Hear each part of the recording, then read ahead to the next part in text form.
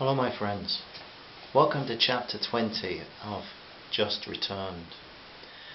We're thinking here of the situation that had arisen in chapter 19 when Belle and Gus had fallen out. Well, Belle had lost it really, become thoroughly fed up with things and lost her temper. And then she'd reflected back onto a time when she'd done this with her mum some years before, and she was now sitting by the waterfall thinking that what she needed to do was have a better attitude.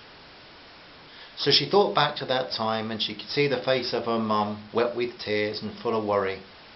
She knew that her outburst with Gus was similar. There was no excuse. Alright, she was frustrated with everything, but Belle knew that he'd saved her life, and her continued survival too probably depended on the old German. She also knew that she was in the wrong. She sat allowing her tears to drip into the river where they would eventually enter the mighty Amazon and be a few more drops in the Atlantic. And she tried to sort out what she could say to show she was sorry. As she made her way back slowly along the track, she heard Gus calling, "Belle! Belle! It will be dark soon. I'm worried about you. Belinda!" She hurried toward him, shouting back. He stood on the track, and she ran to him and threw her arms around him. "Oh Gus, I'm so sorry for the hurtful things I said. I was so wrong. If it was not for you, I would certainly be dead." Gus held her and let her sob out. "My daughter, no worry. I think I understand. The poor young girl lost in a strange land and in isolation. But for one stupid old man, that is." "You're not a stupid old man, Gus. You're a wise man, and I owe you my life. I just took out my emotions on you. That was immature, and I'm the stupid one."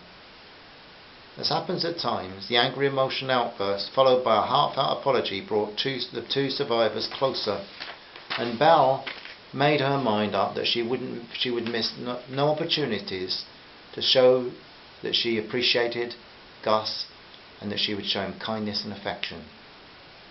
That night, as the nocturnal creatures of the forest came to life and the loud chirring and calling took over from the day shift, the two human migrants sat by the fire. Gus was glad peace was restored, and Belle, still feeling a little ashamed and a bit awkward, made him a fresh coffee and built up the fire. "Listen, Belle, do you hear that sound? That's a new one. In the distance, high-pitched. Is that a bird? Insect? A monkey?" "You know what, Gus? I don't have a clue. I hear it like a cross between a parrot and rusty gate swinging shut." "How's your head, Belinda?" "I have a terrible headache." "Is it stress, or is it the cut?" "I'm not sure. The cut is sore. When I washed this morning it stung like mad." "I wish you knew what we could do about it, Belle. We need a doctor's or a chemist's shop." "I don't think that it is any worse." "No, Belle, but it's not getting any better either." "I wonder what my mother is doing." "I would think she'd be in bed sleeping. Did you not say that her time is several hours ahead of ours?" "Yes. Well, I hope she is sleeping." Back in Salisbury, Belinda's mother was in bed. She wasn't sleeping. She was sitting up in bed, turning the pages of a Time life book about Brazil, and as she looked at the picture, she was trying to locate her daughter. Not in a literal physical way, but rather in the way only a mother can. She was seeking to understand. She had held on to her firm belief that her daughter was alive. So in this vast country where she disappeared, what was her environment like? As she looked at a picture of the forest country, she thought over how very complicated the problem was. If a plane crashed in the New Forest in the south of England, it would be easy to find, like finding a ball that had gone into somebody's back garden. But here it would be more like trying to find a ball lost in the Atlantic, or a stone in the Sahara Desert. It would be hours before she slept. But Belle's mother shut off the light, lay down, placing the book on the floor, and thought again about the smiling face of her beautiful daughter and only child. How long, she wondered, would a ball bob around in the Atlantic before somebody saw it? She lay there listening to the wind and the rain against the bedroom window. I wonder where she sleeps. Is she warm? Is she dry? Is she eating okay? What would Thomas do? She'd asked that so many times. Her husband Tommy was a fighter, he'd killed and he'd died. But she loved him and believed he'd given his life nobly for a cause he believed in, and yet she felt cheated that he wasn't here to help her. What could Tommy do?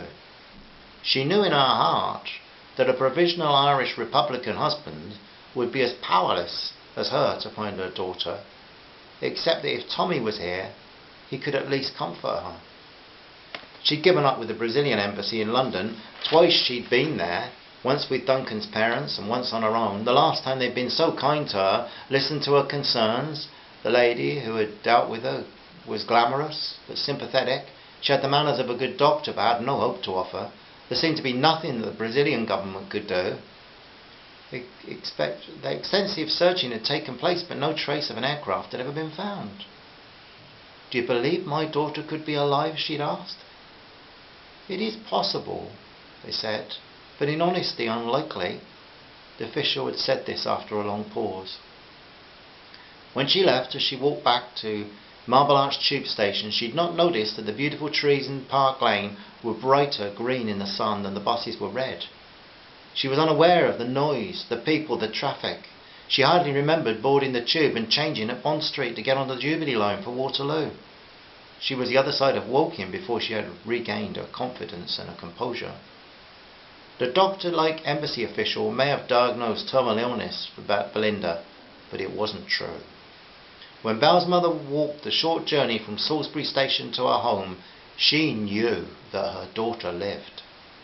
Her anxiety that kept her awake at night, interrupted her sleep, broke her concentration, and had her lose track of conversations, was not, "Is Belle alive?" but rather, "Where is she living? How is she living? And how can I find her?" It is drier now, not much rain, and as the heat of the sun strikes the clearing of the camp, for a few hours, from about 11 onward, Gus and Belle are putting everything they can into the sun to air it out: bedding, books, clothes. Belle has just made a joke about, "You can bet this will be when the neighbours call," and Gus said, "Listen." Belle listened, and there was the unmistakable sound of an aircraft, a jet, somewhere up there. It was a very distant noise, and then it was closer. They strained their eyes, but when the silvery machine scraped its way across the sky, it was easy to see.